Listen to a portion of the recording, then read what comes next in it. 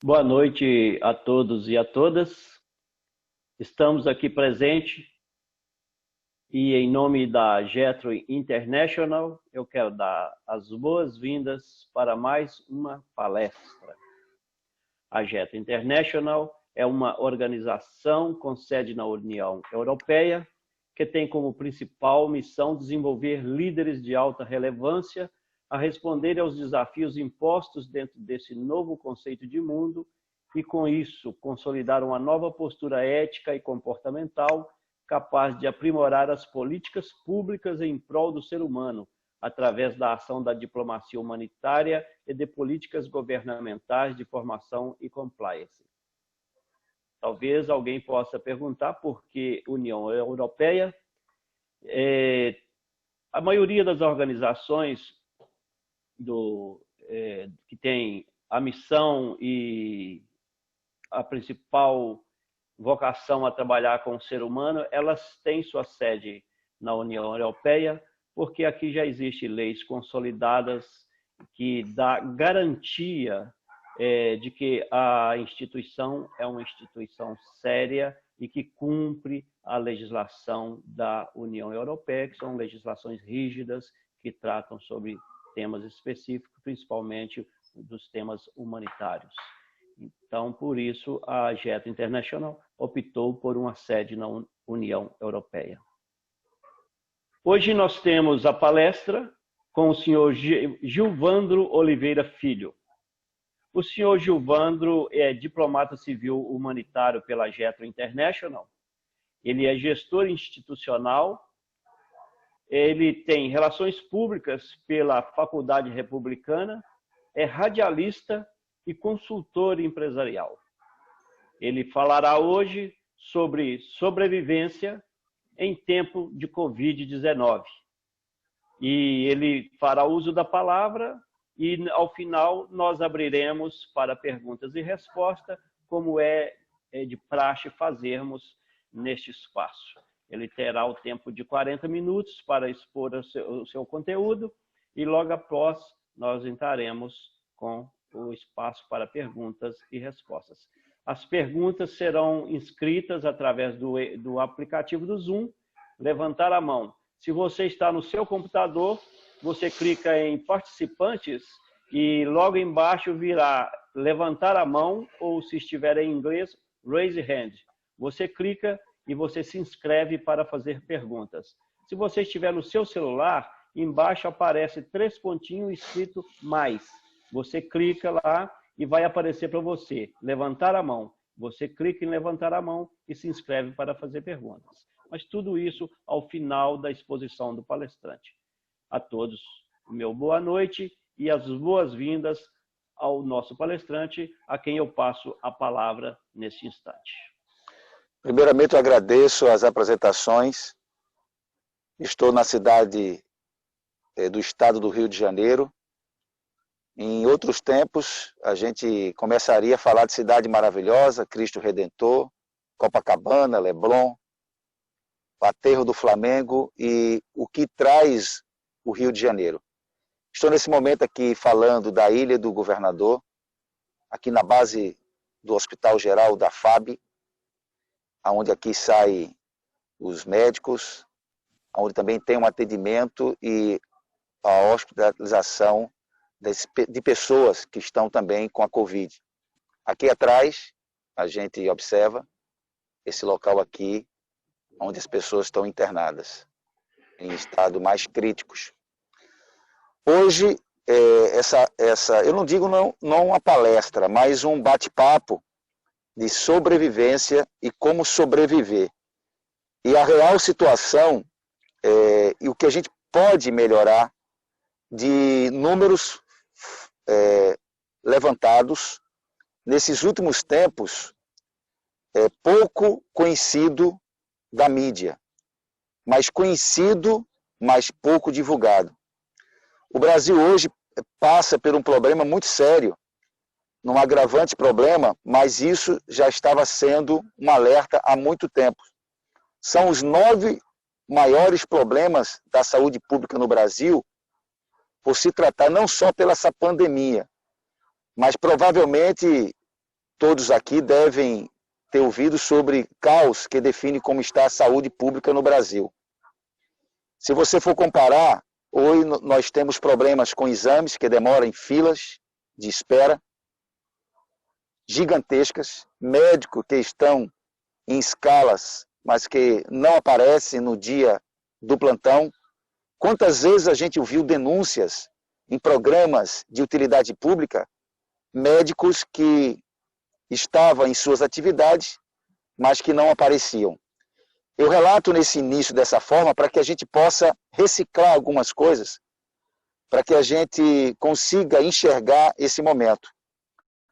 Um outro grande problema na saúde pública, estão presentes diariamente, é a falta de espaço nas condições médicas em relação aos próprios médicos que estão em suas atividades. Para você ter uma ideia, o primeiro quadro que eu vou frisar agora são os quadros profissionais de qualificação, ou os desqualificados. Hoje, apesar de hoje termos mais acesso à educação, principalmente devido aos recursos de ensino à distância, que é o EAD, ainda existem muitos profissionais desqualificados. Para você ter uma ideia, hoje nós estamos trabalhando, e as pessoas estão trabalhando nessa situação de risco, com pessoas, com profissionais que pouco tiveram em suas ações, por causa da demanda, com destaque para aqueles que preparam em faculdades, que não oferecem suporte educacional nem equipamentos necessários. Por isso, existe hoje hospitais nessas atividades com profissionais com nenhuma experiência na ala de atividades, principalmente numa guerra que nós estamos passando. Existe também a falta de médicos. O problema não está só no fato de os profissionais não terem uma boa formação. Para complicar ainda mais a situação, eles estão mal distribuídos.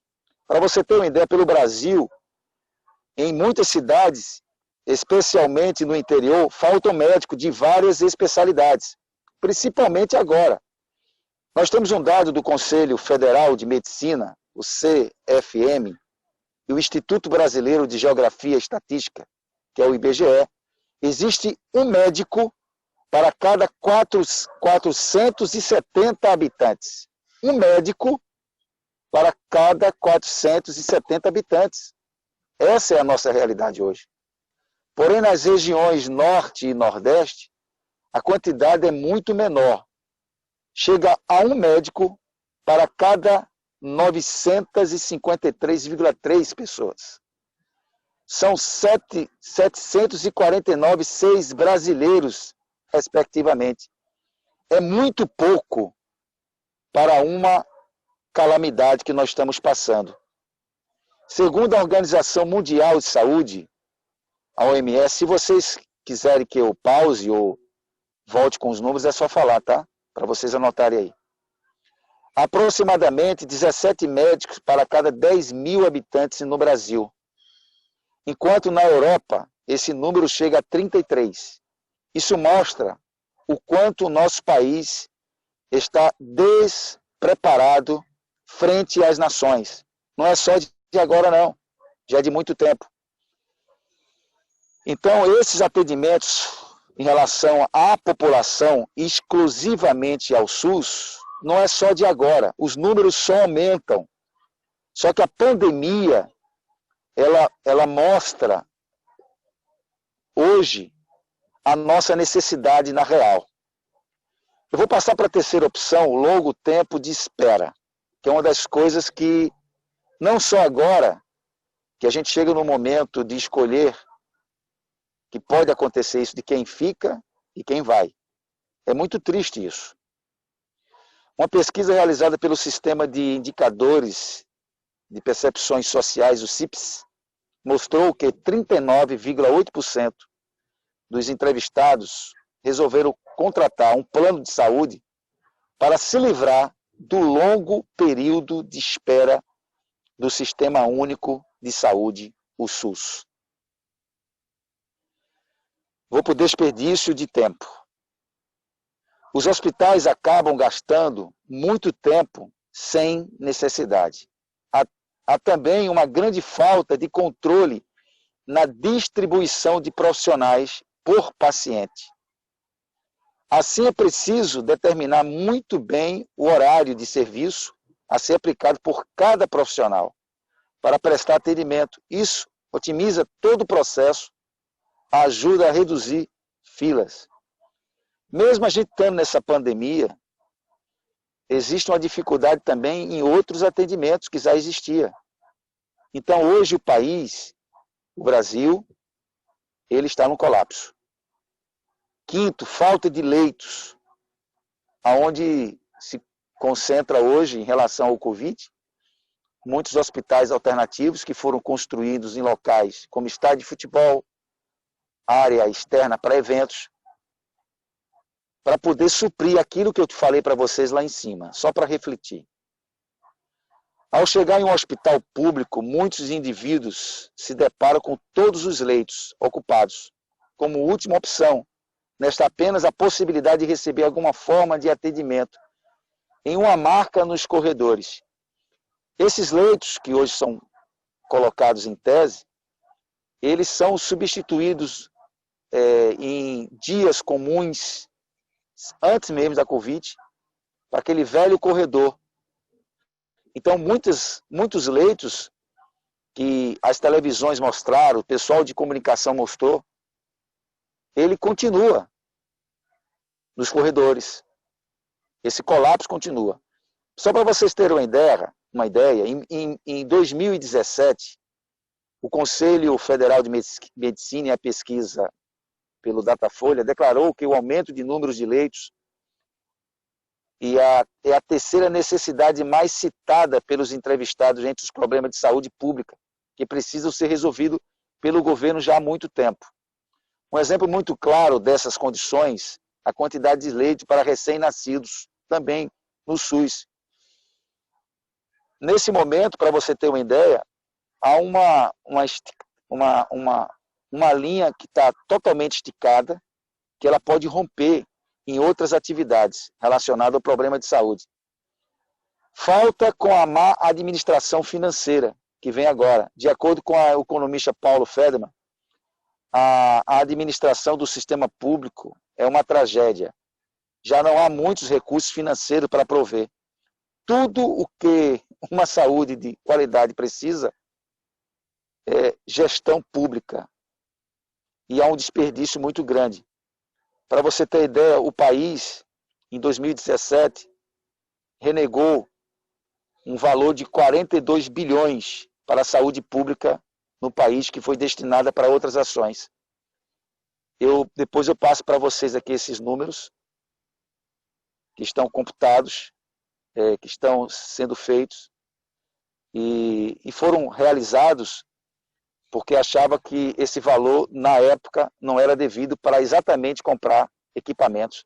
E, por sinal, dentro desses equipamentos estavam os respiradores. Então, assim, a tragédia, ela foi previamente anunciada, mas se houvesse uma bola de cristal, eles teriam investido e hoje a gente não teria esse problema. O atendimento pouco humanizado, isso é muito importante a gente falar nisso. O indivíduo chega ao hospital porque está com dor ou alguma doença. O que acontece? Tudo ocorre para a emergência. Apenas fisicamente também no nível emocional. Tem muita gente que tem problema emocional e chega e fala que está com Covid, fala que está com doença do coração, mesmo nessa pandemia. Então, as emergências hoje elas estão superlotadas. Ela não consegue mais. Aqui é uma prova disso. O escasso atendimento na emergência, as emergências costumam ser o posto mais procurado, independente dos hospitais.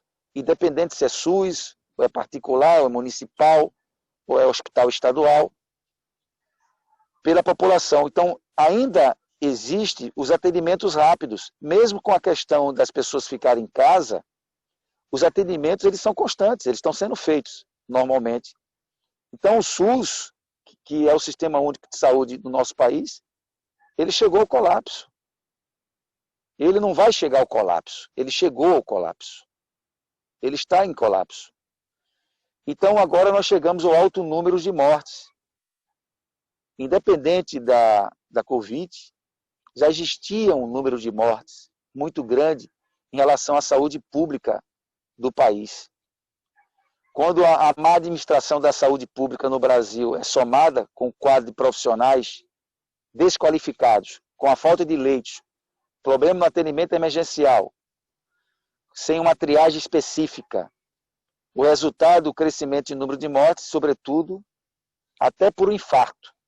Porque a falta da agilidade e o despreparo para um atendimento, que deve ser feito em até 2 horas, um período maior em possibilidade de sobrevivência após o evento cardíaco, hoje, relacionada à morte cardíaca no país, ela cresceu assustadoramente, porque as pessoas elas estão em dobro numa fila de espera, e principalmente aqueles mais velhos. Aí eu deixo aqui, dentro desses números para vocês, para falar como humanitário. Eu digo o diplomata humanitário. O diplomata humanitário, o político público, ele antes de ser das políticas públicas, ele tem que saber que é humanitário. Nós estamos passando por essa crise no colapso na saúde mundial, mas principalmente no país, pela falta de humanitário, de ser humano, Então, a gente precisa sobreviver a esse colapso. Não é fácil. Não é fácil. As situações, principalmente aqui no estado do Rio de Janeiro, é muito difícil. A televisão brasileira, ela não mostra ainda a realidade dos fatos. Os números não são esses, são muito maiores. Quando você está num hospital, como um hospital de Cabana, é muita gente, é muito óbito. Mas os números não são reais. Por que os números não são reais? Nós tivemos um alerta em novembro, que chegou no Brasil. Nós estávamos no período de final de ano, um período depois que vinha férias e carnaval. Então, agora, a gente vê que a sociedade ela para um pouco para pensar na questão política, e a gente que está aqui no campo de batalha humanitário, a gente para saber com que vida e como a gente vai ajudar as pessoas a sobreviver a esse colapso.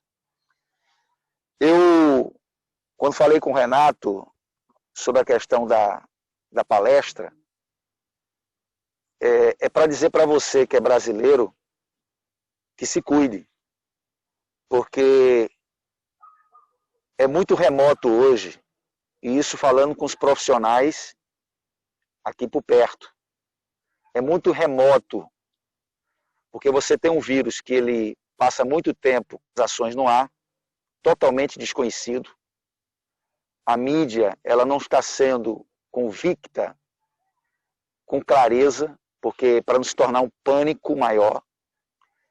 Mas aqui se fala o seguinte: se tivesse convocado antes os líderes, tivesse passado para a sociedade a real situação de perigo que todos têm, e a situação maior de não mostrar ou não segurar a inverdade do sistema de saúde do nosso país, que nunca melhorou, que isso eu digo que hoje é a fórmula mais insincera com a população, que agora a população está sabendo que nós temos um sistema de saúde falido há muitos anos.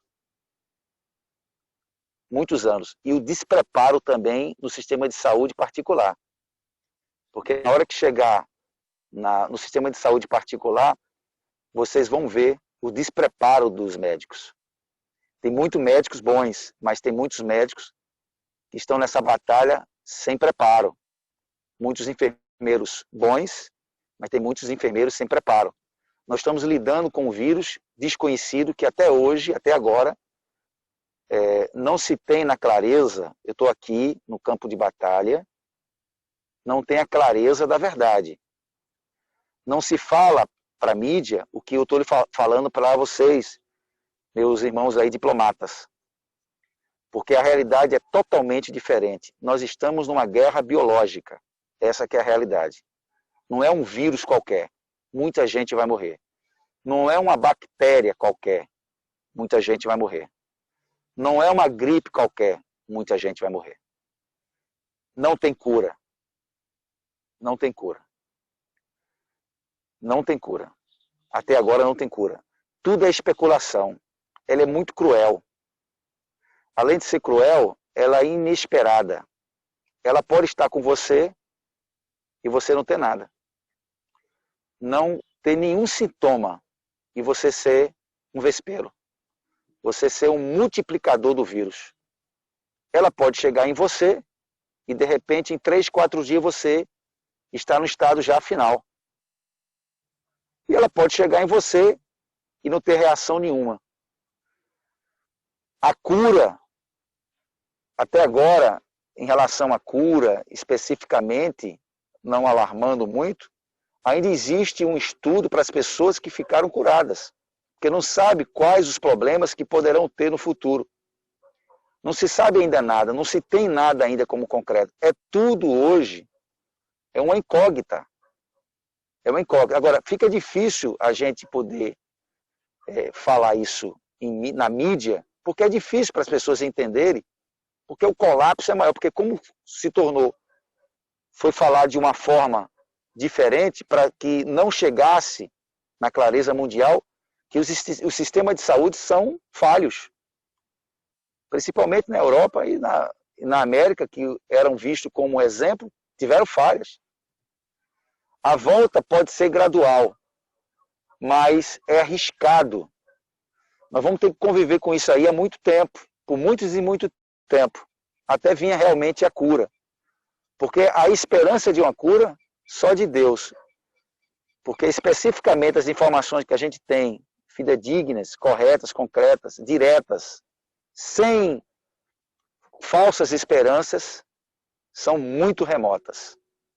É uma guerra que vai se esfriar. É feita uma bomba, como falou um médico. No Japão, anunciaram uma bomba de Hiroshima que explodiu até um raio, né? Essa é silenciosa, não deu para ver e ninguém alarmou. Ela foi alarmada e ela aconteceu gradualmente. Nós estamos convivendo com uma guerra com um silencioso e um invisível, que é imprevisível. Ele pode ser letal para um hipertenso e pode ser letal para um cara atleta com vigor físico de 25 anos. Ele não escolhe nem cor, nem raça e nem bolso. Nós estamos lidando não com vírus. Lhe digo mais uma vez, é uma arma química. Porque não existe um vírus que passe tanto tempo no ar, sobrevoando. E tem uma matéria sobre isso que foi publicada em março. Pouco visto, pouco comentado e depois abafado. Para que isso se torne um vírus. Mas a gente está lidando só com o vírus. A gente está lidando com uma arma superquímica, diferenciada, letal, muito letal. Mas eu tenho fé, creio eu, tenho muita fé para a gente contar essa história. Não é uma febre, não é uma bactéria. É uma coisa totalmente diferente do que vocês imaginam. Gente, eu estou aqui para apenas passar para vocês, sobrevivam, tenham cuidado, não facilite. Não fique também com medo de, não, é só ter a higienização completa, o preparo para não pegar, e não vá em busca de pegar. Não encare, não. Não encare. Não queira pegar para ficar imune, porque a gente não sabe qual vai ser a reação em cada um. É totalmente diferente. Até hoje não existe, não é infectologista falando, não é pessoas do conhecimento que a gente está aqui no dia a dia, não. É uma coisa que não tem resposta ainda de nada. Tudo é hipótese. é uma falsa esperança. Essa que é a realidade.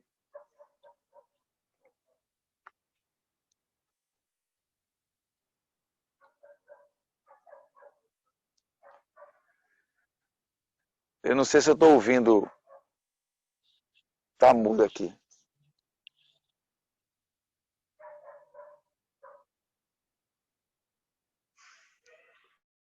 Eu não estou ouvindo ninguém. Se alguém quiser fazer alguma pergunta.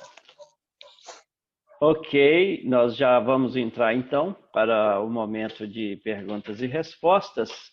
Mas antes de passar para perguntas e respostas, nós temos também uma médica aqui na sala e normalmente nós fazemos, nós abrimos o espaço para uma participação para que alguém também fale a respeito do tema para ampliar o nosso raciocínio e nos preparar para as perguntas e respostas. E eu gostaria de pedir se a doutora Odalis se sentir à vontade e quiser nos trazer algumas palavras a respeito do que nos falou o nosso palestrante e logo após nós abriremos. Por enquanto, nós temos apenas um inscrito, que é a dona Leda Peçanha.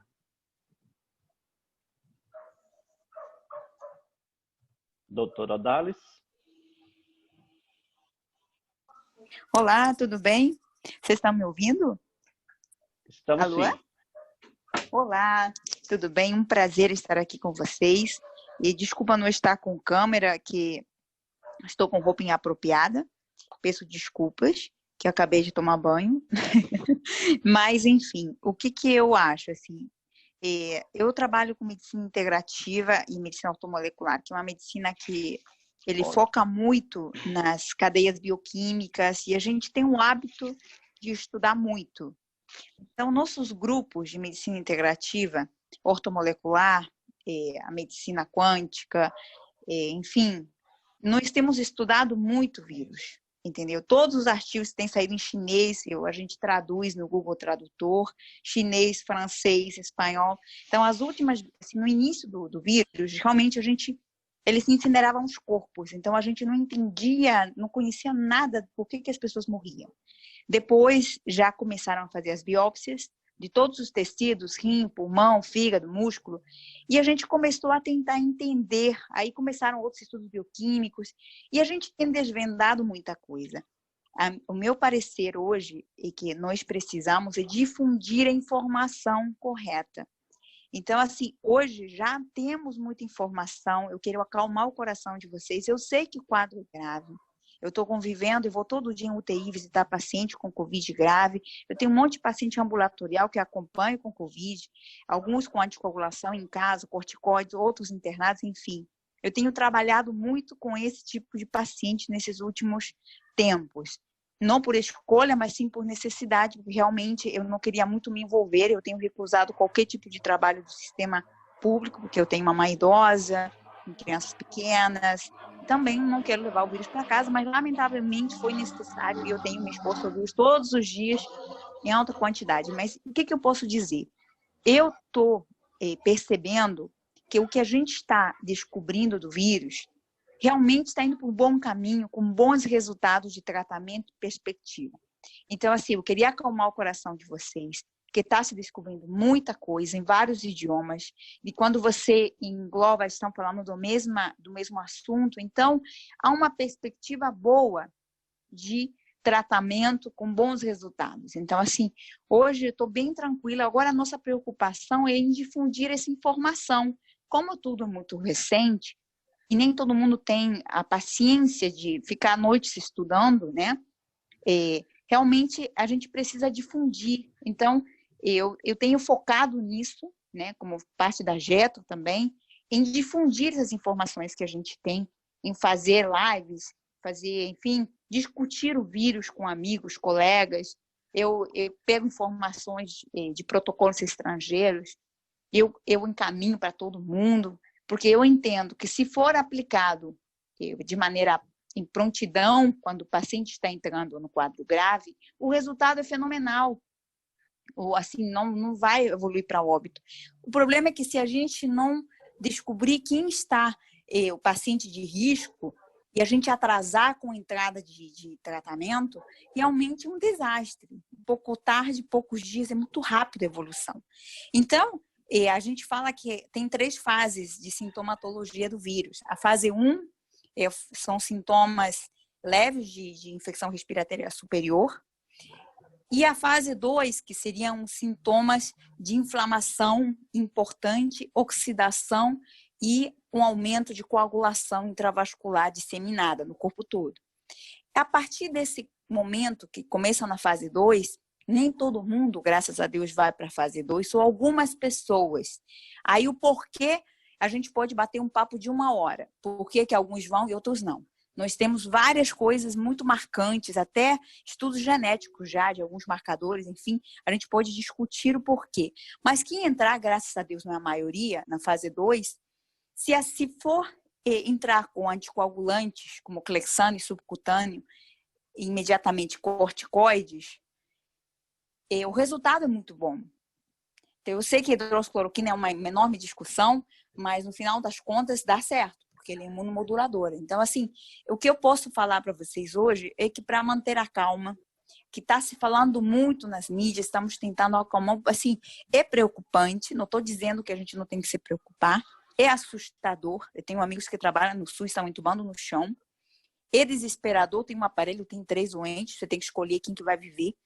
O negócio está cruel, mas ao mesmo tempo, o conhecimento, e se a gente difundir rapidamente essa informação, talvez a gente tenha menos pacientes que precisam de intubação. Então, esse é o objetivo hoje que temos. Assim, a gente pode difundir informação e fazer com que menos pessoas precisem de intubação. E com tratamento domiciliar. Então, esse que eu acredito que pode ser nossa saída, porque realmente ir para o hospital está quase impossível. Então, esse é meu depoimento, assim, como médico, me sentindo a obrigação de falar. Sim, o negócio é assustador, a situação não está fácil, a gente tem que se cuidar bastante.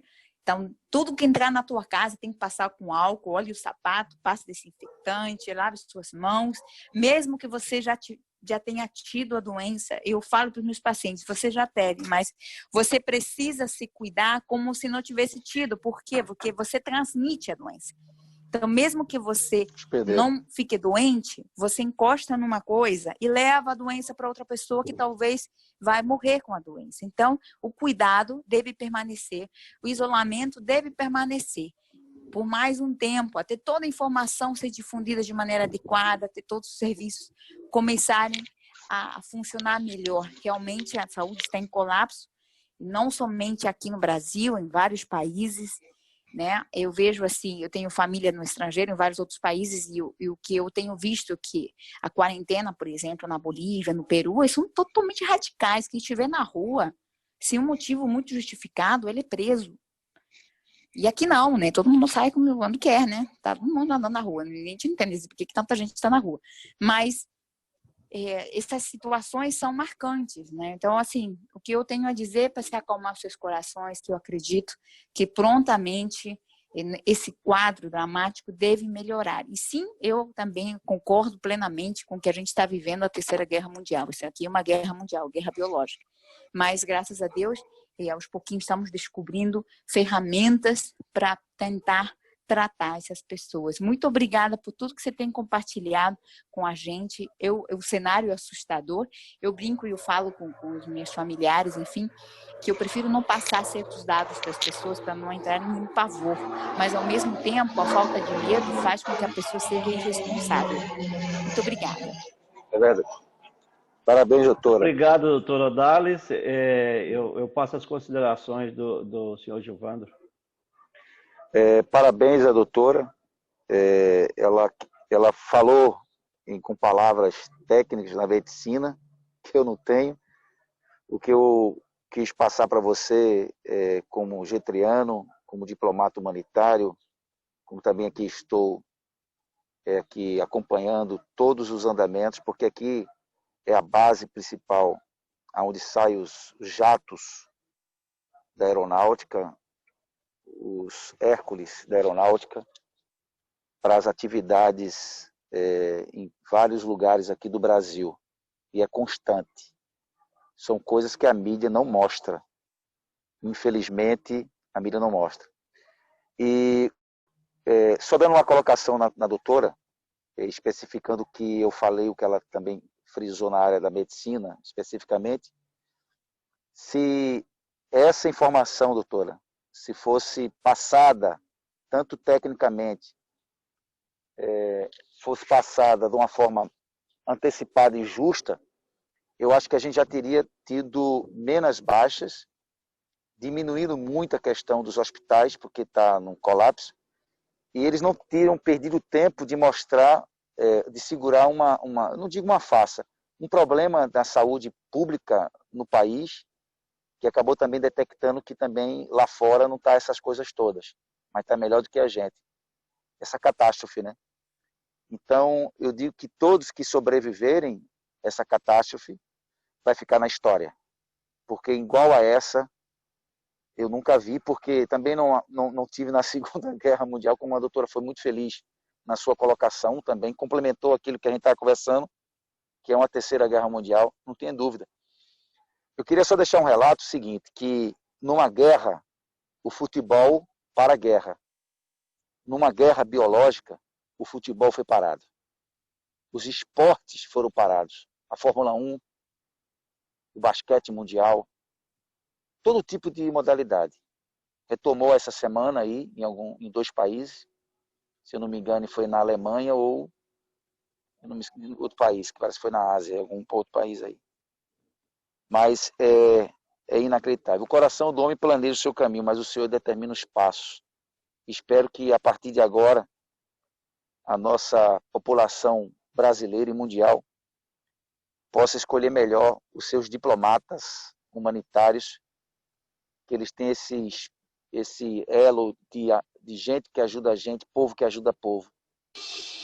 Porque é só isso que nos resta para acreditar. Primeiramente Deus, porque as demais coisas está difícil acreditar. Obrigado a todos, que Deus abençoe vocês todos e sobrevivam para contar a história. Bom, agora nós passaremos a pergunta. A dona Leda está com a palavra.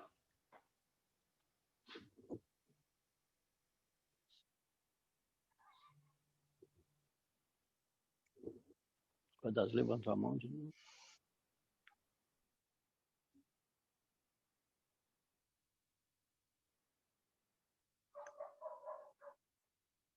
Doutor Odalis, desculpa, depois dela a senhora Leda. Oi, e realmente, por que que a informação não chega tão rápido a todos os serviços, né? Lamentavelmente, nós vivemos num mundo político. Então, o projeto Vacina Covid pertence a alguns laboratórios, cujos donos dos laboratórios são muito ricos e dominam o mundo, que são os que mais dinheiro aportam ao OMS. Então, isso é uma coisa muito, muito complicada, né? Então, a informação de resolução de quadro, ela é meio que sabotada por essa questão de levantar a necessidade maior da vacina, para que o mundo inteiro se vacine. E a vacina é outra discussão gigante, porque a vacina teria, enfim, uma fluorescência e teria várias outras questões políticas ali, e você seria marcado como uma tatuagem para sempre. A vacina já está se fazendo para a população mundial. Então, assim, são muitas coisas envolvidas nessa doença. Então, não é somente a doença. Antes fosse todo mundo preocupado em resolver a doença. Lamentavelmente, não é. Então, muitas coisas por trás de tudo. Então, porque hidroxicloroquina, a OMS disse que não vai. Por que será que ela disse isso? Por que será que eles não falam mais na antipopulação? Porque, então, assim, nós temos várias questões políticas envolvidas. Realmente, isso não é só o Brasil, é uma política mundial mesmo. São os conflitos de interesses absurdos. Mas nós, como getrianos, cabe o nosso grãozinho de areia de fazer tudo da melhor maneira, com a melhor vontade e tentar levar propagando tudo que a gente conhece de uma maneira ética, transparente para as pessoas, né? E eu sei que é um trabalho de formiga, um grão de areia, mas tem que ser feito. Porque pelo menos algumas estrelas que estão na beira da praia serão salvas. E é isso que é o pensamento. Então, talvez não conseguiremos mudar todo o sistema, porque isso é quase que impossível, mas pelo menos muitas pessoas nós poderemos ajudar. Então, assim, muito obrigada por ter mostrado o quadro real que a gente já conhece. Então, assim, muitos amigos meus estão até com psicólogo já, fazendo terapia e tal, aquela coisa toda, porque lidar com essa escolha de quem vai morrer, quem vai viver, é muito conflituante, né, no momento que a gente vive na situação atual, né? Então, assim, muito obrigada. Eu só queria complementar essa questão para entender do porquê dessa dificuldade da informação, porque há muito conflito político no meio. A realidade é essa. É triste, mas é verdade. Então, por isso que a informação não chega. Mas nós temos informação, sim. O problema é disseminar ela de maneira adequada, né? E esse é o nosso papel, nosso objetivo.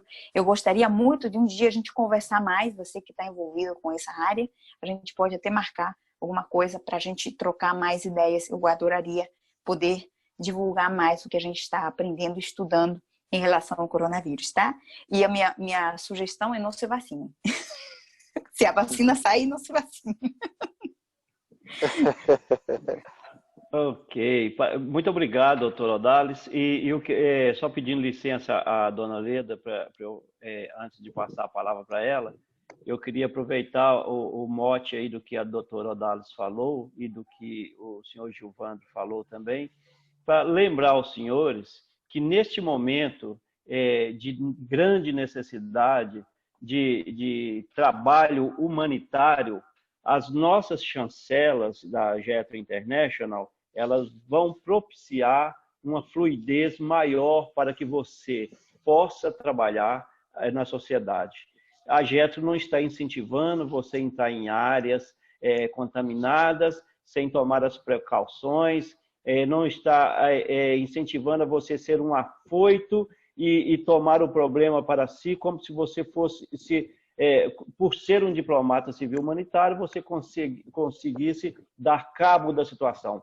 Mas você recebe neste canal de conhecimento instruções e ensinamentos quanto à espiritualidade, à forma de agir, e você, ao se tornar um diplomata civil humano e humanitário, um capelão, você também está preparado para trabalhar com pessoas e ajudar as pessoas. Então, nesse momento de pandemia, o trabalho do diplomata civil humanitário, como bem colocou o senhor Gilvando, é de extrema relevância.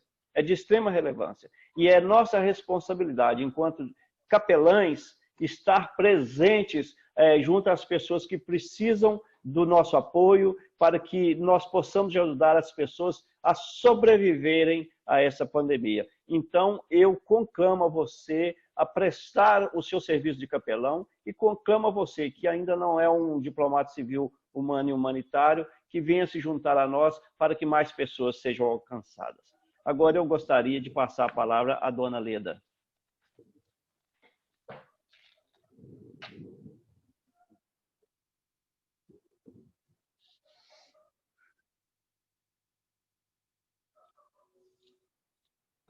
Dona Leda, o seu microfone está fechado.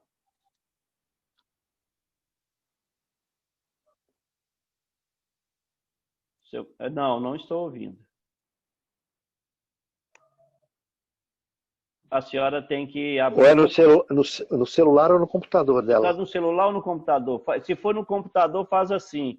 Se for no celular, faz assim. Dona Leda, é no computador?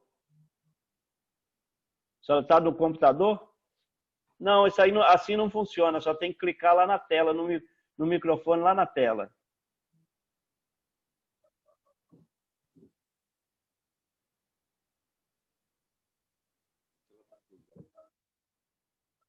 Não, não estamos ouvindo, dona Leda. Tem alguém aí que possa ajudar a senhora?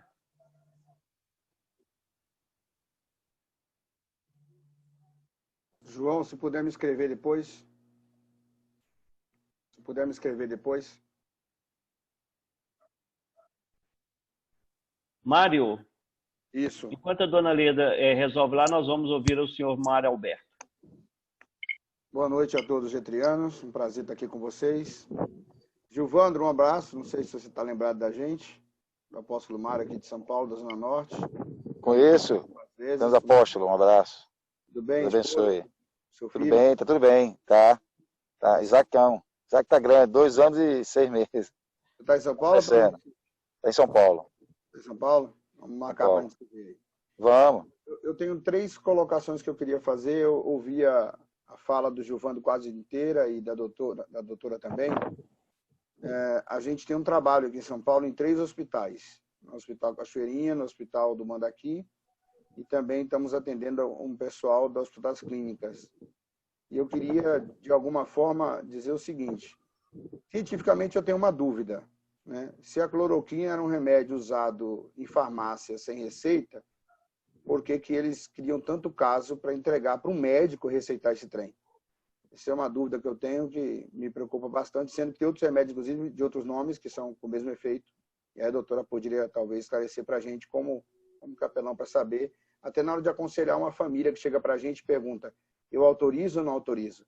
A gente passa por isso no hospital, no corpo a corpo, né? E essa é uma situação que eu acho que a gente precisa estar atento para poder ter essa informação. Não só essa, por exemplo, para se distanciar um pouco da questão da política de fato e se aproximar da resposta que seja mais coerente possível. Uma outra sugestão que eu gostaria de dar aos getrianos com relação à pandemia é montar uma central de atendimento online de aconselhamento. Nós estamos tendo muitas famílias, a gente faz um trabalho como terapeuta holístico formado que somos e trabalhamos na área de psicoterapia, tem muita gente, muitas famílias que nem são evangélicas ou têm religião, que estão desesperadas. Quando recebe a notícia da doença, parece hoje que é um câncer terminal que a pessoa recebeu a notícia. E às vezes é mesmo. Mas a pessoa entra em desespero e a família toda em desespero. E aí nós, como diplomatas, temos que ter muita cautela e eu peço ajuda a todos os capelões de São Paulo, que é a área onde eu estou atuando. Eu hoje atendi 18 pessoas, 18 famílias que ligaram para a gente, que entraram via de videoconferência, não consegui nem sair do quarto do computador, atendendo as pessoas, aconselhando, acalmando, orientando. Eu acho que isso é muito importante, é uma coisa que pouca gente fala na nossa diplomacia, que eu acho que a gente tem que começar a se preocupar de fato a fazer isso. Não estou dizendo que ninguém faça, estou dizendo que é uma coisa que eu acho que quanto mais fizerem, mais luzeiros se acenderão, como disse a doutora, em função de todas as pessoas. A primeira colocação minha é sobre a cloroquina, realmente saber de fato se ela funciona ou não. A segunda é esse conselho que eu gostaria de dar a todos os getrianos e a todos os diplomatas que exercessem esse papel de gastasse um tempo e colocasse um cartão à disposição. Eu fiz isso, talvez achei que fosse ser mais fácil, mas coloquei um folheto à disposição, sem pastor, sem nada, para que as pessoas entrassem em contato, que precisassem de ajuda, não só de comida, alimento, mas de aconselhamento, e meu telefone realmente não tem parado nem de madrugada.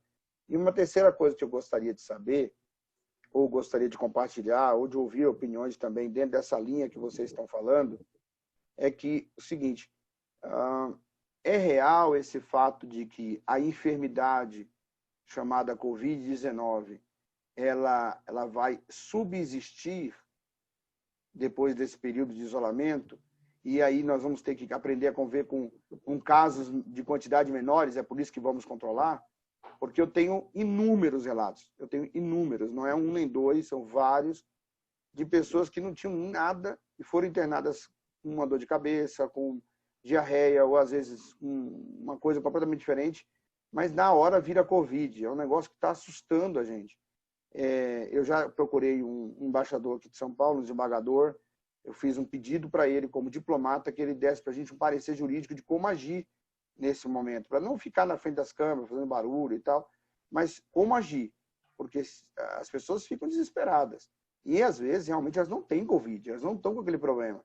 E aí, a família já não pode mais entrar naquele lugar, no ambiente, não pode falar, e depois, algumas delas, graças a Deus, a gente teve a oportunidade de ver realmente terem alta e constatou que nem tinha Covid.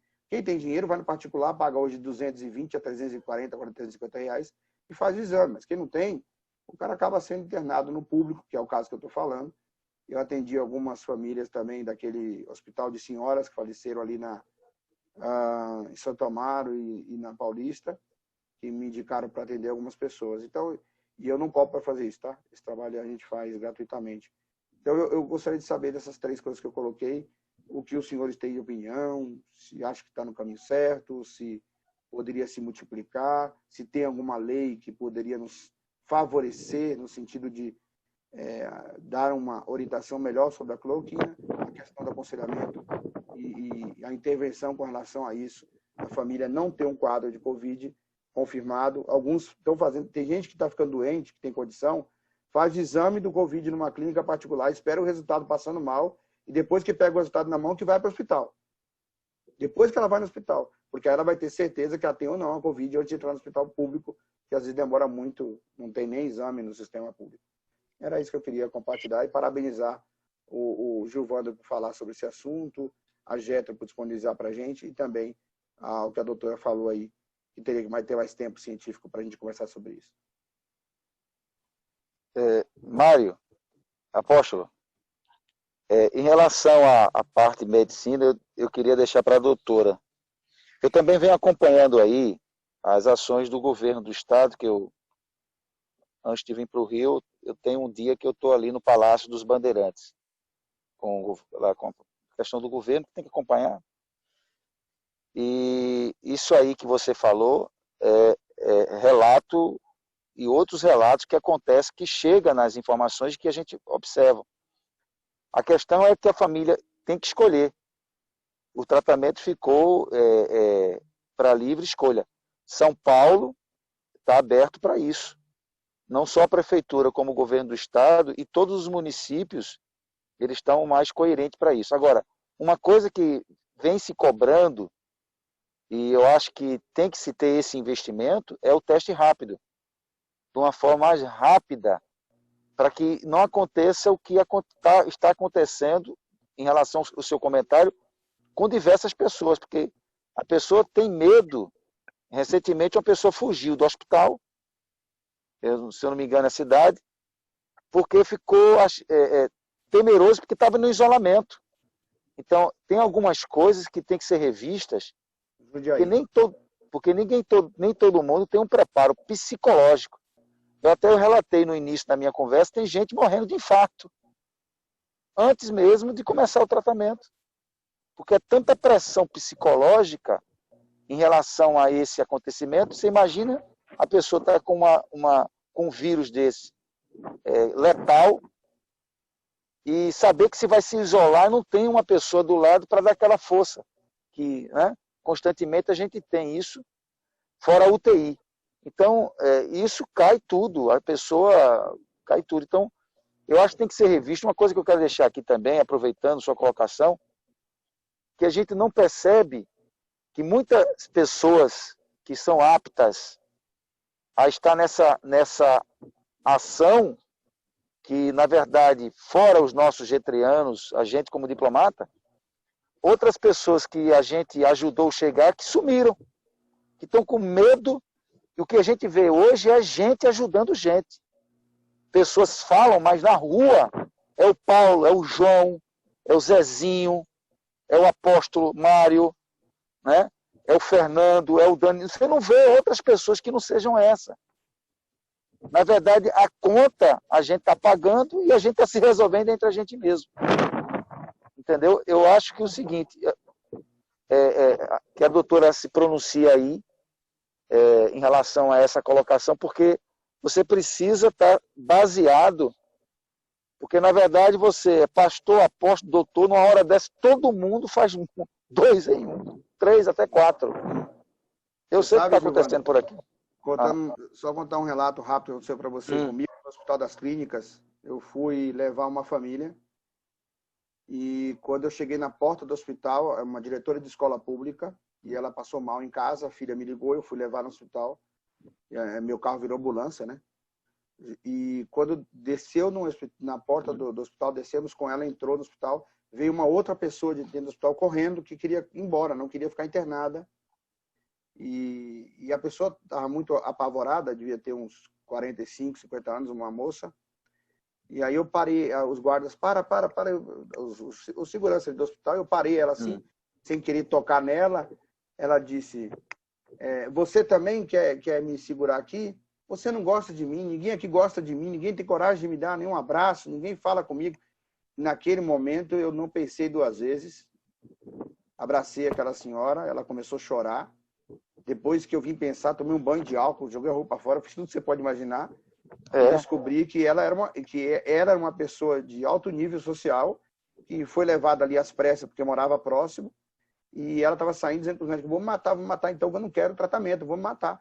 E aí eu segurei ela na porta e o abraço fez ela voltar. E graças a Deus essa pessoa se tornou nossa amiga, está em casa. Mas a gente tem que estar pronto para esse tipo de situação, porque o negócio não está fácil.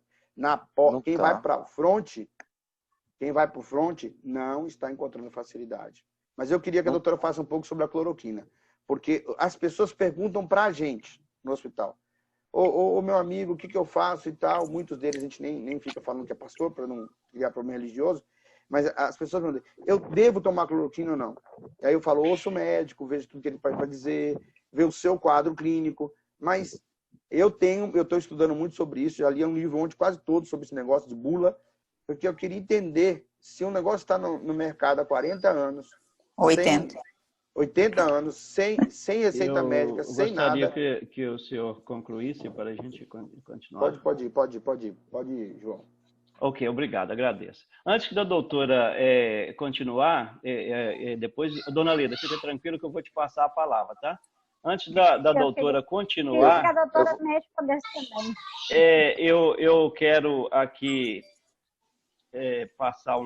jogar mais um assunto para poder incrementar mais, creio eu. Eu estou caminhando até um local aqui, mas que é sobre... Doutora, eu ouvi participei de uma reunião via Zoom há poucos dias atrás, que foi promovida nesta sala da Getro, foi promovida pela Academia William Shakespeare, que é a Academia de São Paulo, a Academia Cultural de São Paulo, da qual o nosso querido JB é membro, é um imortal lá dessa academia. E essa academia levou o doutor Palmieri, que é um professor italiano, uma alta autoridade médica da Itália, que tem trabalhado lá na área do coronavírus, e ele falou que há 40 anos também tem um remédio no Brasil, que é o Parvulan, e que o mundo inteiro, segundo o doutor Palmieri, o mundo inteiro está olhando para o Brasil, porque esse Parvulan seria a resposta para a prevenção ao coronavírus. E o Brasil até agora não pronunciou palavra sobre o Parvulan. Então, eu queria saber da doutora Odalis se ela conhece o Parvulan e se ela concorda com o doutor Palmieri, que, segundo ele, o Parvulan seria a resposta para a prevenção ao coronavírus. Não é um remédio de cura, é um remédio preventivo. A pessoa que usasse o Parvulan, ela teria mais resistência ao novo coronavírus e teria mais dificuldade de ficar doente. Então, eu gostaria de saber da doutora Odalis, além dos comentários que já foram colocados aí, se ela também tem alguma informação sobre o Parvulan para nos passar. Olha só, em relação à hidroxicloroquina, realmente a hidroxicloroquina é uma medicação muito usada, principalmente na área dermatológica, para algumas doenças autoimunes, né? Ele é um medicamento imunomodulador e tem outros benefícios, é usado para malária. Então, assim, se você vai numa área endêmica de malária, você usa de maneira profilática, ou seja, sem ter malária, para você não ter. Então, as pessoas usam de maneira profilática porque realmente não tem tanto mal assim. Então, assim, há um risco, a Odalis, ele pode alterar o eletrocardiograma, ele pode dar... Sim, isso é verdade, pode acontecer. Então, assim, se vocês me perguntam, Odalis, todo mundo tem que usar a hidroxicloroquina? Não é isso. A hidroxicloroquina, como eu comentei, pelo fenômeno do coronavírus matar por um fenômeno imunomediado, ou seja, um problema imunológico, e a pessoa desenvolve tipo como se fosse uma doença autoimune, e o que leva à coagulação, realmente usar no início dos sintomas hidroxicloroquina, se a pessoa está indo por esse caminho, pode trazer um grande benefício. tá? 5 dias é nada, o efeito fica por mais tempo no corpo, você usar 5 dias, não é nada perigoso demais. É só assim, a gente pede para olhar a pressão, verificar se ele não tem alguma arritmia, alguma contraindicação muito marcada. Realmente, eu preferiria, eu entendo que a gente está numa guerra, aí vem assim os conceitos, né? O que fazer? O certo seria era fazer um eletro, um médico para escrever, até achar o médico, o cara morreu. Né? A gente está numa situação cruel mesmo. Eu acho que se está num momento que tudo indica que é corona, eu acho, e está evoluindo com gravidade, rapidamente, passando mal mesmo, eu acho que é melhor usar. Se você me pergunta, Odalis, eu não sou médico, eu sou lá, né, estou aconselhando a família chegou no desespero, e agora? O que eu faço? Até arrumar o médico que me prescreva. Então, assim, realmente eu acho melhor usar. Se está passando mal, é melhor usar a hidroxicloroquina com azitromicina e tal. Em relação à prevenção, como esse Parmulan, tem outros, tem um monte de suplementação que ele faz uma melhora da imunidade para evitar esse quadro autoimune. Não somente Parmulan, tem Imunogen, tem muitas coisas naturais, como, por exemplo, das abelhas, como que é mesmo? Etinácea, que é uma plantinha dos Andes, própolis, etinácea, vitamina D, vitamina C, vitamina A, zinco, selênio, glutamina, cisteína. Ou seja, tem muitos nutrientes, tem uma gama de nutrientes imunomoduladores que podem melhorar muito a entrada nesse quadro grave. Então, assim, realmente eu sou muito a favor de melhorar o teu corpo para quando você adoecer, você ter um quadro mais leve. Então, eu sou muito a favor de usar o Parmulan, de usar Imunogen, de usar tudo isso aqui que eu acabei de citar. Eu sou muito a favor, sim, porque eu creio que isso feito antes de adoecer é melhor, porque teu corpo vai receber o vírus e vai ficar com uma gripe e acabou. Agora, a flora intestinal, como eu tinha falado numa palestra que foi dada aqui na Jetro Internacional, que eu falei muito da flora intestinal, a flora com certeza tem até um monte de trabalho de pesquisa falando da importância da flora em relação ao coronavírus, porque todas as doenças autoimunes começam no intestino. Então, o intestino é a base. Então, realmente mudar a alimentação, usar probiótico, tudo isso aí vai ajudar a você passar pela doença de uma melhor maneira. E sim, eu acredito que no fundo, todo mundo vai ficar doente em algum momento. Então, isso não vai acabar. A gente faz a quarentena porque o sistema de saúde está saturado, não aguenta mais. É para diminuir a intensidade de casos. Mas certamente, mais tarde ou mais cedo, daqui a um ano, vai ter casos endêmicos, esporádicos, mas ainda vai ter das pessoas que ainda não tiveram. Isso é fato. Então, por isso que eu realmente creio que esse momento é o momento de olhar para si.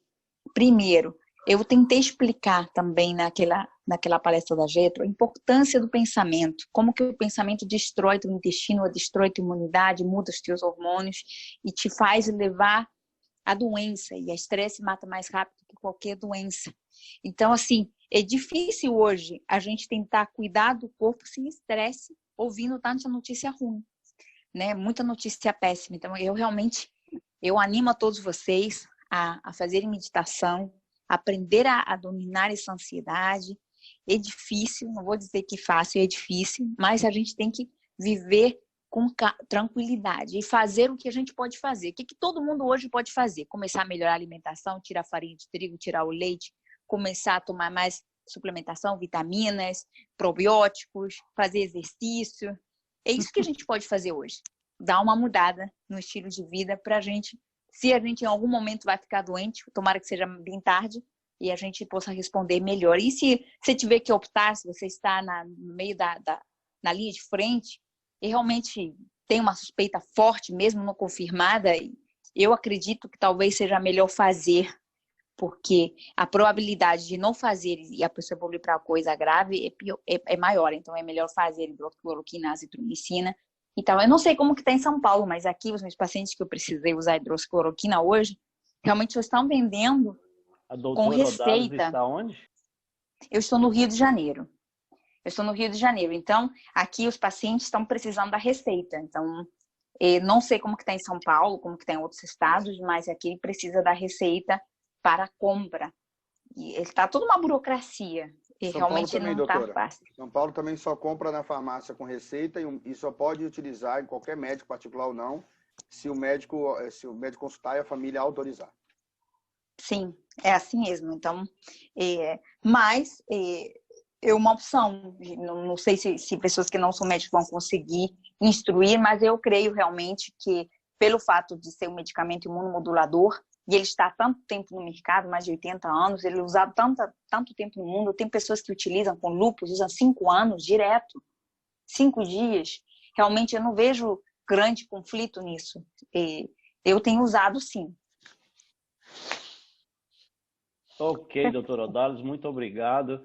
Professor, un problema. Eu quero Egli só passar che sta trechinho aqui dicendo, desse amigos vídeo. che mi sta udendo, professori accademici, William Shakespeare, Accademia di William Shakespeare, presidente da Accademia, amigos e componenti dell'esecutivo, rappresentanti do governo, tem una possibilità di risolvere questa problematica di coronavirus e tem possibilità sanitaria per fazer sì che cada possa utilizzare questo protocollo dopo aver fatto un protocollo sperimentale, perché il professore che sta parlando, facciamo un protocollo sperimentale con una università, un ospedale, un istituto, una segreteria di salute o un ministero direttamente. Depois che tem a primeira fase si può utilizzare para o mundo inteiro. Allora egli sta dicendo, amigos, você tem com o Brasil uma possibilidade que pode dar ao mundo inteiro. Você pode diventare una luz, perché questo microbo che già fu sperimentato no Brasile e fuori do Brasile come effetto collaterale, perché effetto primario che il professore stava tentando di utilizzare era para distruire il tumore, che deu un risultato, ma non fu un risultato 100%, ma dava un risultato collaterale para destruir cada forma di virus. E questo si fu oliato e documentato. Agora che tem questa problematica di coronavirus e o Brasil tem questo battero, questo microbo registrato, facendo a primeira fase sperimentale, depois pode ser produttore di questo prodotto para distribuir no mondo intero, pode ser punto di riferimento para a humanidade per risolvere a problematica do coronavírus. Pode ser o primeiro per dizer que não tem mais necessidade de restrição, mas a única necessidade é aumentar a imunità innata attraverso questo microbo. Cioè, in sintesi, o professor dice, Brasil poderia ser a salvezza e o faro para a humanidade inteira. Io sto dando questa possibilità. Chi sta ouvindo, mi pergunti, mi faccia pergunte, olhi e faccia pesquisa. Se tutto quello che io, professor Falmeri, falai e você acha che è importante, può essere utile, dopo che você si documenta, mi fa alcune pergunte, se io rispondo, se troviamo una formula, potremo incominciare a fare questo percorso no interesse da umanidade. Ecco perché. Italiano resolveu. Ok, foi só um trechinho aí para poder colocar mais informação sobre o tema. Agora, eu agradeço a paciência da dona Leda de estar aguardando aí para fazer a sua pergunta e eu passo a palavra a ela agora. Dona Leda, depois de responder à dona Leda, eu peço ao palestrante que faça as suas considerações finais. Gente, eu tenho tanta coisa para falar, né? Eu acabei de saber agora, tem umas 2 horas, que a minha irmã e a família dela todinha teve o coronavírus. Então eu fiquei, esconderam de mim, né? Eu fiquei apavorada, eu liguei para ela imediatamente, ela falou, teve sim, tivemos coronavírus, a minha sobrinha trabalha no hospital, né? Teve o coronavírus, foi para casa. Só que não precisou de tomar certos remédios, ela tomou remédio caseiro.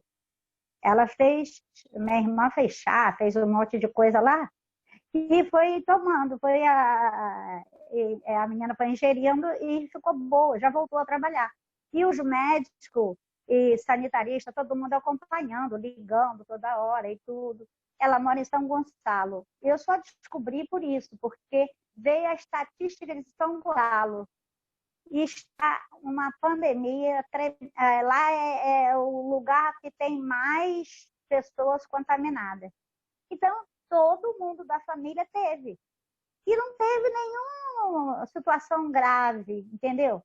Então, eu descobri uma coisa. Minha irmã já vem há muito tempo se tratando, tomando chá de alho, chá de canela com cravo. Ela toma limão, não sei, mas vocês estão ouvindo eu falar? Está dando para ouvir? Sim, Alô? alto e bom som, Sim. dona Leda. Eu só peço à senhora que a senhora faça a sua pergunta. Gente, eu às vezes tenho umas ideias. E eu conversei com um médico, um capitão de corveta da Marinha. Eu me trato lá, eu tive câncer e me trato lá. E aí eu dou sempre as ideias para ele, ele cria alguns negócios, eu também crio alguma coisa. E a gente troca ideia. E eu falei para ele a respeito de um remédio que, quando eu era criança, teve a tal de uma gripe. Antes, teve a gripe espanhola. E depois teve a gripe asiática. E foi esse mesmo remédio que curou. Foi a penicilina. E eu me lembrei que existia uma... agora, né? Eu lembrei, vinha na minha cabeça uma marchinha, uma musiquinha de antigamente, que cantava que penicilina cura até defunto.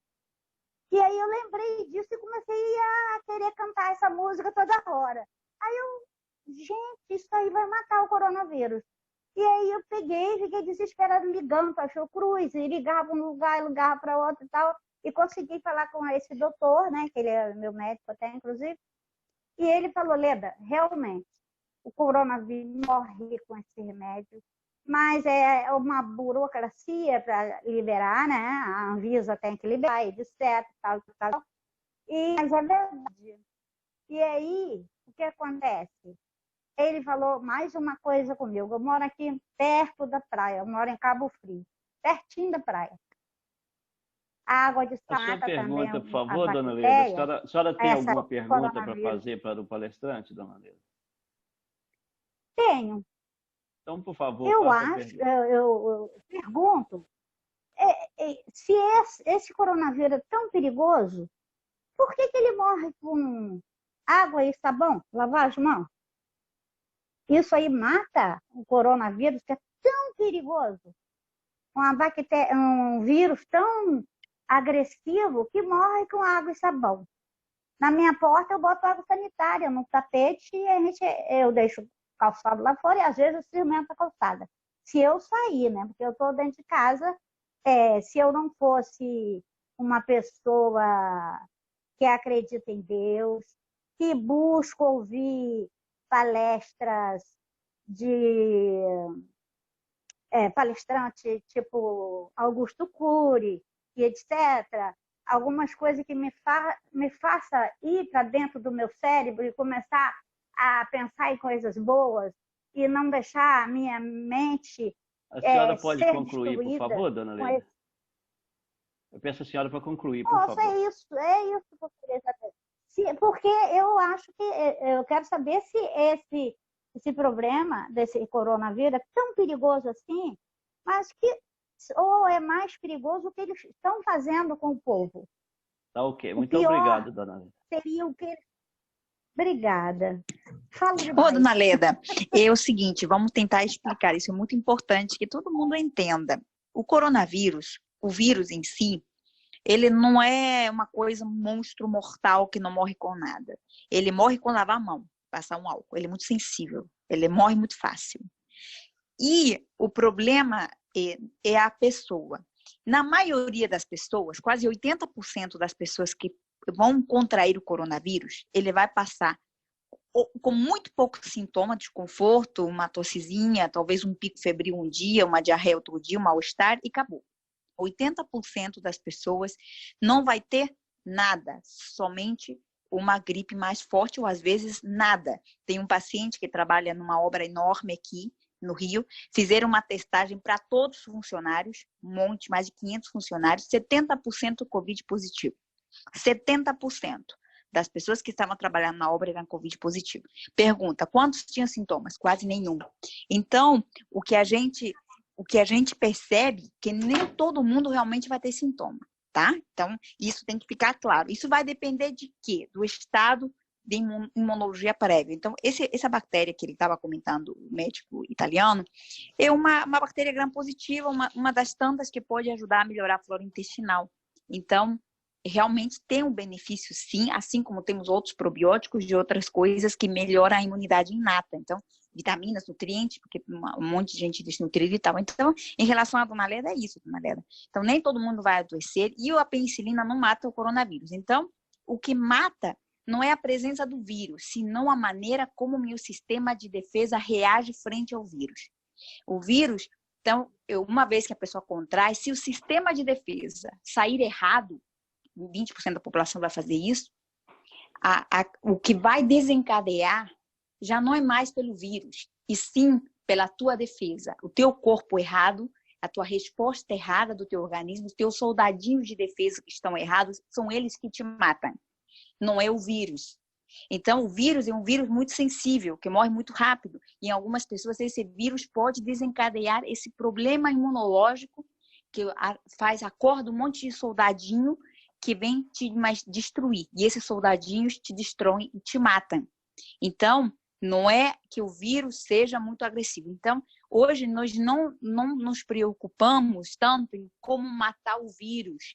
Não é a viremia, a quantidade de vírus que vai determinar o óbito, senão a maneira como meus soldados de defesa reagem frente a ele. Se os meus soldadinhos concluir, por favor, doutora? Saem atirando para todo qualquer lado, você vai terminar evoluindo mal, tá? Era só isso. Obrigada.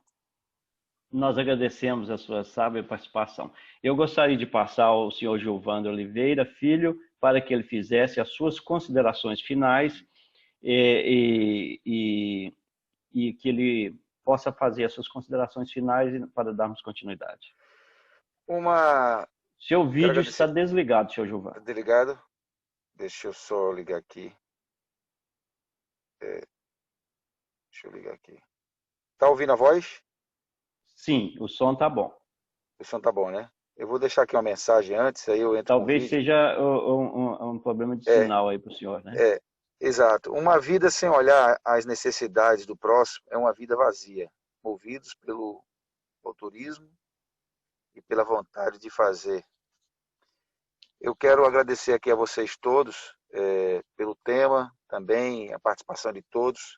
Eu acho que foi um momento inoportuno e oportuno, porque inoportuno pela questão do que nós estamos vivendo, e oportuno pelo que nós estamos vivendo e nós vamos conseguir sobreviver.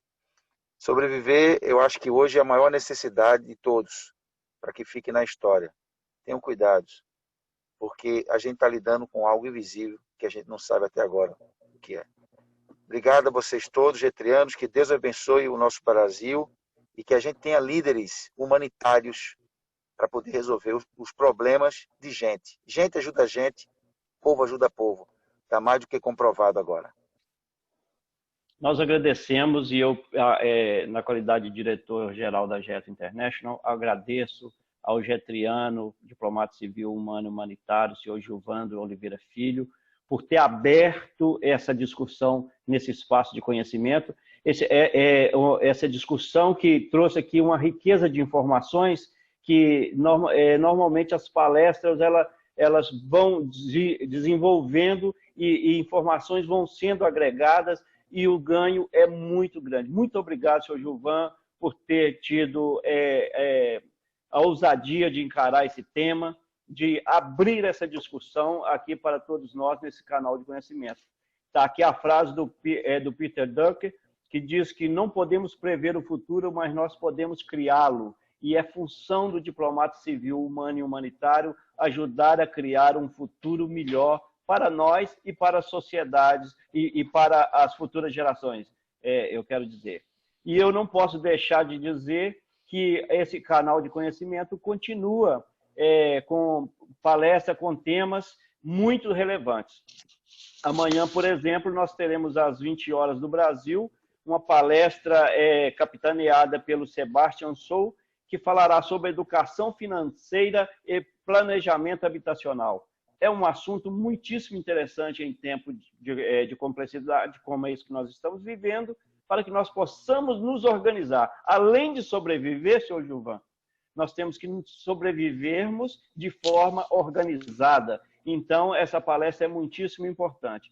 No dia 21, inclusive na palestra de amanhã, existe a possibilidade da presença do senhor ministro de Estado, o senhor Weintraub, que ainda não confirmou, mas ele é o ministro da Educação e existe a possibilidade de ele estar participando dessa live conosco para trazer também para ser um dos colaboradores com o Sebastian nesta palestra. E no dia 21, como toda quinta-feira às 20 horas, nós temos o nosso sábio e erudito J.B. Oliveira, que falará sobre visitando a Dona Gramática, a portuguesa. Doutor JB, se o senhor quer falar alguma coisa sobre a sua palestra, fique à vontade, o microfone é seu. Muitíssimo obrigado, mas minha primeira palavra há de ser de reconhecimento pelo trabalho admirável que nós tivemos nesta noite, esta colaboração de 2 diplomatas humanitários. O nosso Gilvandro Oliveira Filho levantou o problema, discutiu muito bem, apresentou informações, e a querida doutora Odalis, com o lado da medicina, esclarecendo tão bem esse assunto. Quer que eu fale agora sobre o livro e depois eu faço uma conclusão, ou prefere que eu fale só sobre o livro? Sobre a palestra, melhor. JB, quem sou eu para lhe aconselhar? Constrangedor. Meus amigos, na quinta-feira, nosso tema é Visitando Dona Gramática, vírgula, a portuguesa.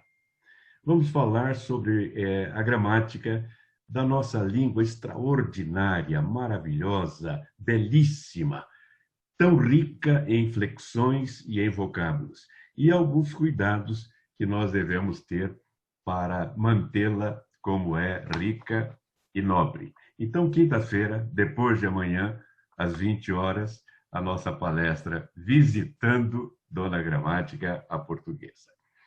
E sobre esse assunto de hoje, tão relevante, tão oportuno, algumas considerações eu gostaria de fazer.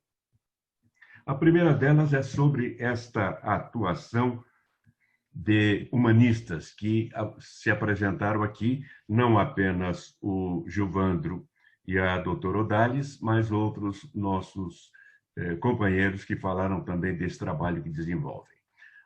Aí está o Mário Alberto com seu testemunho admirável do trabalho que desenvolve. Eu lembrava aqui uma expressão antiga: quem não vive para servir, não serve para viver.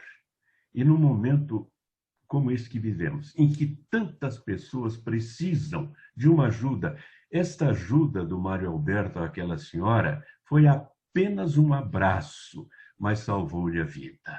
Às vezes a pessoa precisa de um abraço, de uma palavra, de uma orientação. E notem que também a doutora Odalis começou dizendo que ia acalmar o nosso coração. Nosso coração precisa acalmar-se, sim. Não se turbe o vosso coração. Porque trouxe-nos o Gilvandro uma cena difícil. Ele trouxe da melhor maneira possível, mas não deixou de nos assustar. E aí, doutora Odalis, não discordando do que ele disse, porque o que ele disse é procedente, nós temos que tomar cuidado, nós temos que nos preservar. Então, o que ele disse é perfeitamente aceitável, mas ela procurou dar um outro olhar para mostrar que não é tão grave a ponto de nos apavorarmos. Nós temos que ter receio, temos que ter cautela, temos que tomar as nossas providências de salvaguarda. Mas confiando que isto passará.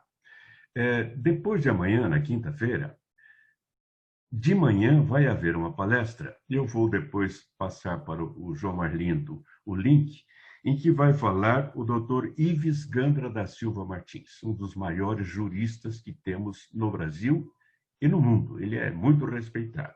Está com 85 anos. Estava internado cuidando de algum problema de saúde e aí foi vitimado pelo coronavírus. Imagine, com 85 anos.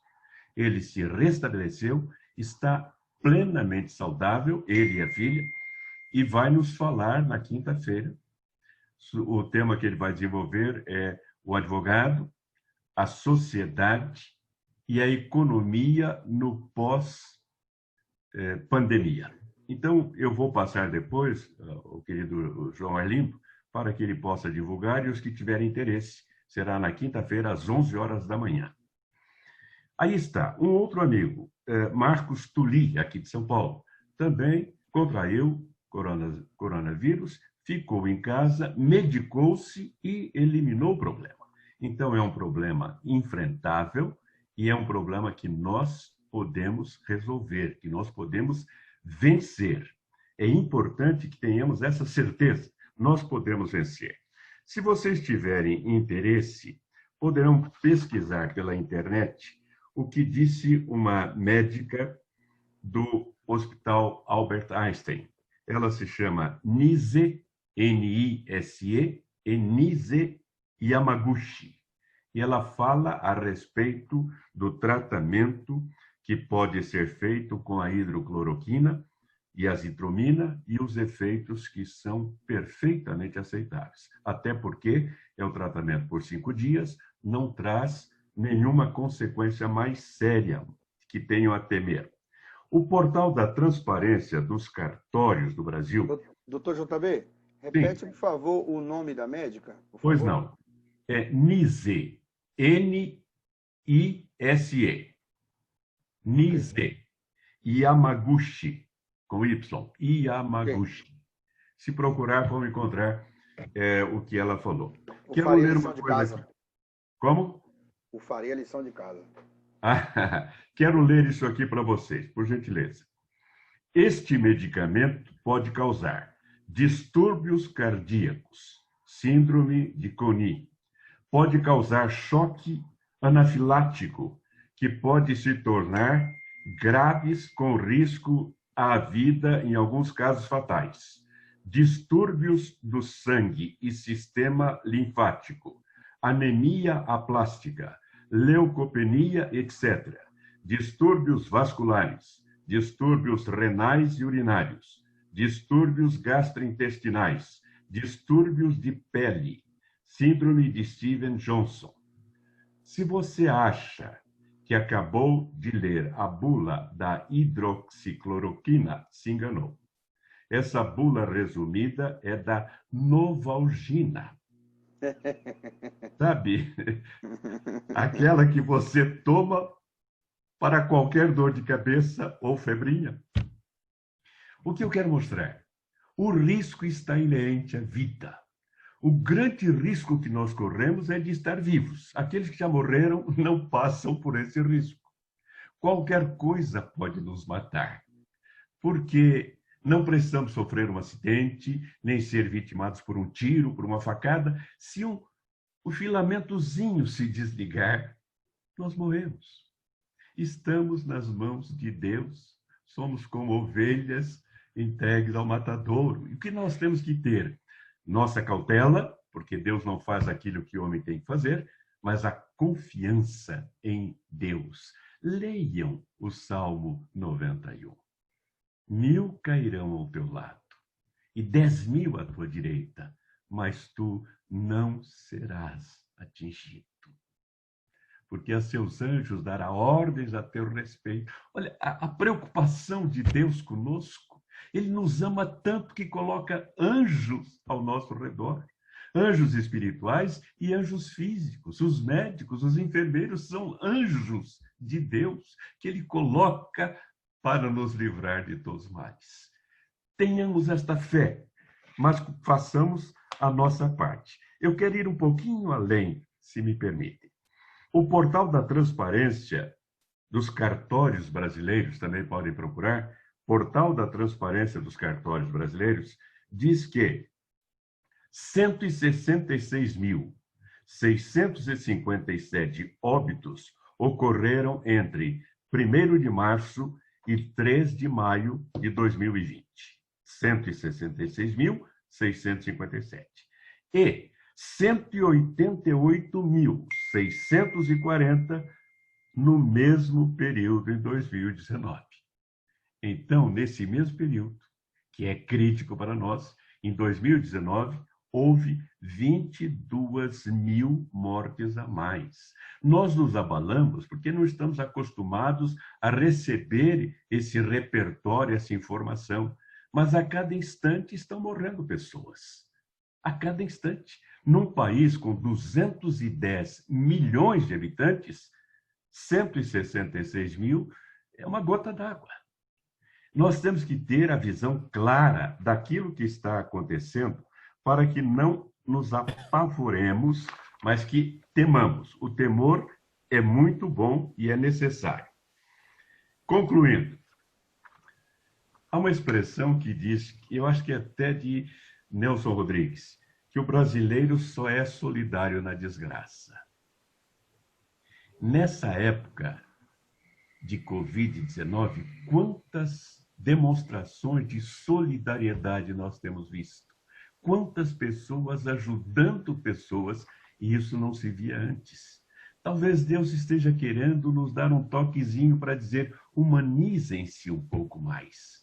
Nesses tempos que vínhamos atravessando, as máquinas estavam ficando cada vez mais humanizadas. Os robôs construídos no Japão, por exemplo, faziam de tudo, até expressões faciais, sentimentos e tudo mais. Em compensação, os seres humanos estavam ficando cada vez mais maquinizados, mais automáticos, mais distante desse relacionamento de coração com coração, de alma com alma. Parece que Deus disse, vamos parar um pouquinho? Vamos repensar a nossa responsabilidade como seres humanos, como integrantes da humanidade? E, por fim, então, lembrar que temos que tomar os cuidados, como já disse, e lembrar as palavras de Jesus, em Lucas 24:49, adaptando-a ao nosso caso. Ele disse, ficai em Jerusalém, até que do alto sejais revestidos do poder. Vamos ficar em casa o máximo possível, até que haja o momento de sairmos, e então saiamos confiantemente. Muito obrigado pela paciência em me ouvir. Obrigado, JB. Nós que agradecemos suas sábias. Eu tenho que sair em seguida, porque eu vou ser entrevistado agora às 22 horas pelo jornalista Walter Cilione. Parabéns. Muito obrigado. Então, nós agradecemos a participação do nosso querido JB. E aqui, só para relembrar, amanhã teremos a palestra com o Sebastião Sou, Educação Financeira e Planejamento Habitacional, com a possível presença do ministro Abraham Weintraub. E no dia 21/5, quinta-feira, às 20 horas, visitando a Dona Gramática, a portuguesa, com o doutor JB Oliveira. E no dia 29/5, sexta-feira, às 20 horas, o segundo Fórum do Policial Cidadão, com a nossa querida getriana Creuza Badanai, com a presença da Major Eunice Godinho, que é a comandante da ativa da PM de Osasco. E, então, senhores e senhoras estão convidados, e neste momento, em nome da Getro International, eu me despeço agradecendo a presença de todos vocês e ajude-nos a divulgar as palestras da Getro para que mais e mais pessoas sejam alcançadas. Todas as palestras são subidas para o nosso canal no YouTube e vocês podem, inclusive, pegar o link e mandar para os seus amigos, para os seus parentes, para os seus inimigos. O interesse é melhorar o mundo. Muito obrigado, boa noite e bom descanso, e os microfones estarão abertos para as despedidas. Boa noite a todos e Deus abençoe a todos. Boa noite.